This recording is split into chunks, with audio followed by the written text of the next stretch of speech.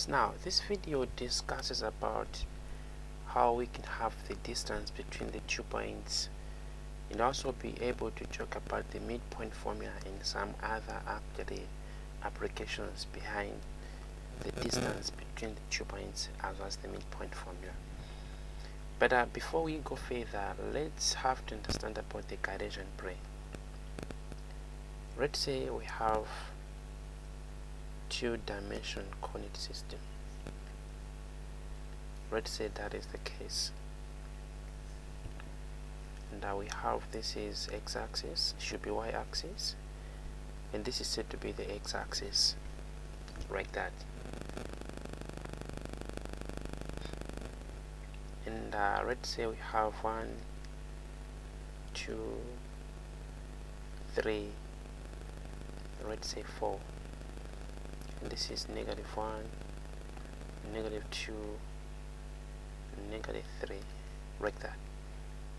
And we have -1, we have -2, and we have -3. And let's say this is 1, have 2, and this is 3. So let us see how we can allocate the points, the coordinate position on the Cartesian plane. Let's say we have the point A with coordinates given as -2, let's say 2. How should we have to allocate this point on the coordinate system? So the first reading coordinate is said to be the x coordinate, and the second actual coordinate is said to be the y coordinate. In other words, the coordinate position of a point on a Cartesian plane is denoted as, A being given as x, y. So for this case, this is the x value and this is the y value. And in this case, on the Cartesian plane, we'll go for x negative and the y positive. So this is the point of interest. So which means this is the point corresponding to point A, where the coordinates are given as -2, 1. So that's the point of interest. Now how about, let's say, if we have a point B with coordinates given as, let's say, 3, 3. So what did you say about that point? So Strumo, this is x value given as 3 and y and also y value given as 3. So which means this is how you should have to allocate the point. So it means this is the point, and that is a point B corresponding to the coordinates given as 3, 3. So this is the point of interest. Let's say we have this other case as well. Let us see how we can have to allocate the points. Let's say we have the point D with coordinates given as, let's say, -2, 1. So a point D with coordinates -2, let's say 1. What did you say about that one? So for this case, x is negative and y is positive. So this is the point of interest, where x is -2 and the y is +1. So this is the point of interest you should have to. And also at your own time, try to allocate the following points. Let's say -5, 0 should be -5, 2, +6, 7, let's say 8, 8, based on your actual Cartesian plane. And also in some cases, you should have to understand that along x-axis, at whichever the point, y actual value is 0. So which means, let's say this point, x coordinate is given as -2 and the y value is 0. Let's say this point, x value 2 and the y value is 0. This point, x coordinate is 3 and the y value is 0. In other words, along y-axis, whichever the point, and this is how the points has to be. Should be along x-axis. Should be along x-axis. In all cases, the coordinates are given as x, 0, whereas along actually y-axis, rather should be along y-axis, at whichever the point. In all cases, the coordinates are given as 0, comma y, such that if we say let's say if we have 2 comma 0, it means this point is within the x-axis since the y value is 0. And let's say if we have the point 0 comma negative 5, it means this point 0 comma negative 5, it means this point is along y-axis since x is 0. So you should have to understand that along x-axis at whichever the point y value is 0, and also along x-axis, along the y-axis at whichever the point the x value is given as 0. And those points are said to be the axis points. We call them as the axis points. The points that are along the particular axis can be the points along x-axis, can be the points along y-axis. So in all cases, as I'm saying, in all cases the points along x-axis, they are more associated with having the y0, and those in y-axis, they are more associated with the x being given as actually 0. So keep that in mind. Now how can you be able to have the distance between the 2 points if that is the case? Let's say we have a point. Let's say this is, I'll call it as a point A. Let me just have to do this, by the way. Let's say that one is a point A with the coordinates. Let me call that one as x1 comma y1. Let's say that is the case, and of which this corresponds to have it as 1 comma 1. And let's say we have another point. Let's say this is a point B with coordinates. I'll call them as x2 comma y2. Let's say that is the case, and that is to say we have it as 4 comma positive 3. And now let's think of connecting the 2 points. Let's say that is the case. Let me use another key. Let's say we have to connect the 2 points like that, and let's think of dropping down the vertical, should be the vertical line, let's say going over like that. Let me just have to have something like this. And now we should have to also extend the horizontal line going off like this. Now what you have is an angled triangle, and of which let's think of having the coordinates at let's say this point.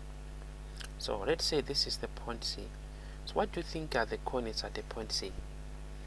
The coordinates at the point C are given as, and for that case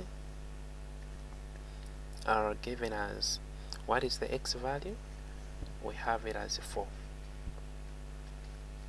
And what is the y value? We have it as 1. So as you can see, the point C is composed of the coordinates that is given as x2 with respect to the point B, and should be y1 with respect to the point A, which is this. And for that case we have it as x2 actually y1 in that way. So what is the distance from A to B? Now the distance from A to B, since for this case at the point A, y value is constant, which is given as 1, but the x values are varying. In that way we have it as x2 minus x1. So have it as x2 minus x1. So have x2 minus x1. So what is the distance from B to C? It also principle remains the same. You can see that the y values are constant. It should be x values are constant, but y values are changing from x2 to x1. Therefore actually it should be from y2 to y1. Therefore have it as y2 minus y1. Now what you have is ladder with the triangle. And now let's think of extracting that one and have it somewhere here. Let's say we have that case.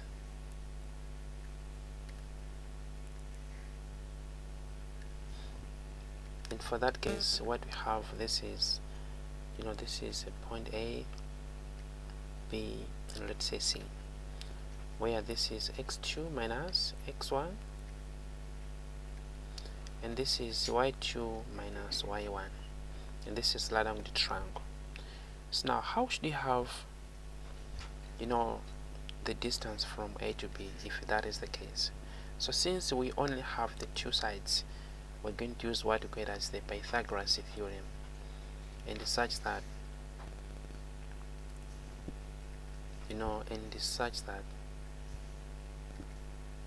Pythagoras theorem will be given as AB square is equal to AC square and plus BC square, of which we'll have it as AC, which is given as x2 minus x1 square and plus y2 minus y1 square, like that, and of which you'll have it as AB, distance being given as the square of x2 minus x1 and to the power 2 plus y2 minus y1 in that way. So this is what we call as the distance formula. So which means if you have, let's say, any 2 points, the distance formula is calculated upon having the x1, x2, x3, actually x1, x2, and the y1 as well as the y2, between those 2 points. So just have to identify that one. So that's how we should have to understand about the distance formula. And also let's have to discuss about what we call as the midpoint formula. Then we'll have some examples to do with the distance formula as well as the midpoint. And by the way, the distance is given in units. So we can have 6 units, that's the distance. We can have, let's say, 20 units, that is the distance in all cases. Now let's say we have a point. Let's say this is a point A with coordinates x1, and let's say comma y1, and let's say we have a point B with coordinates x2 comma y2, like that. And let's think of connecting the 2 points, and assuming that we have the point that bisects the line into 2 equal parts. Let's say the point is composed of the coordinates given as M. Now since M is said to be a bisector of the line, then M is said to be the midpoint of the line AB. So how can you be able to have the coordinates of the line, actually of the point which is the midpoint of the line AB? So now the midpoint, the coordinates at the midpoint given as xm, ym will be given as x1 plus x2 divided by 2, comma actually y1 plus y2 divided by 2. So this is what we call as the midpoint formula, and is basically being used to have the coordinates at the midpoint of the given line. Now let's say we have the points, let's say point O with coordinates 2, 5, and we have the point B with coordinates, let's say 2, 1.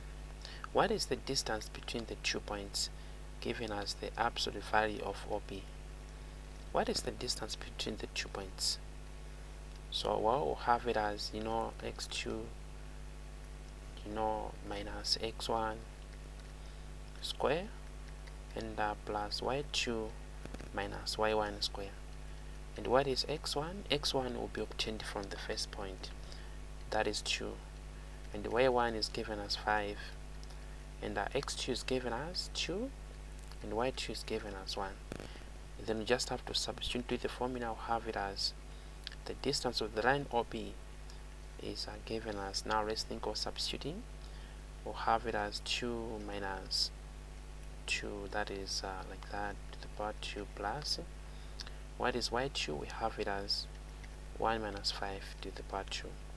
That will be given as the square of, we have 0 and plus, that is 16. So now for this case it means the distance of the line OB is given as 4 units, since the square of 16 is given as 4. And how about the midpoint of the line OB? Now the midpoint of the line OB is given as, we have it as 2 plus 2 divided by 2, and I'll have 5 plus 1 divided by 2. That is given as 2 comma actually 3. So these are the coordinates at the midpoint of the line OB in that case. And how about, let's say, if we can have something about, let's say if we have the points given as M, which is 5 comma 2, and we have, let's say, a point W, which is, let's say, negative 2 comma, let's say 10. So what is the distance of the line MW? So principle means the same, you can have that one. And by the way, you can have to express that one in terms of the sides, or you can have to express that one actually, you can also express that one in a decimal form. That is if in case you are sitting for the exams in which the calculators are allowed, but in some cases calculators are not allowed, hence you just have to leave it. Let's say if you cannot simplify that one, let's say if you can have, let's say, square of 7, you cannot simplify this one without the use of calculator, rather just have to leave it like that.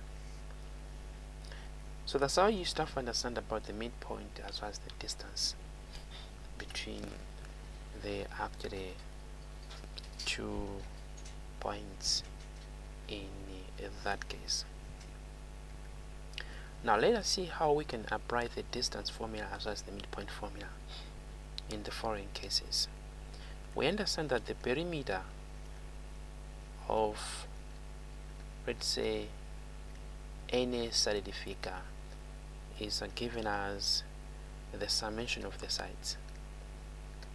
Summation of the sides. That is what we get as the perimeter. For example, if we have the actual triangle, the perimeter will be obtained upon having, the summation of the length of this side triangle, actually this side versus this side.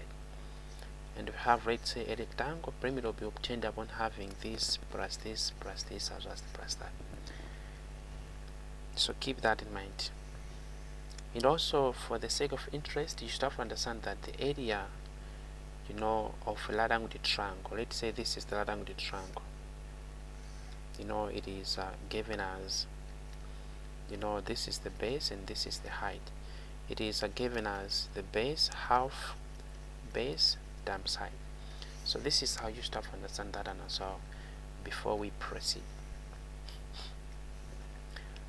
Now for this case, let's say we have a triangle. Let's say this is, I'll say this is the triangle.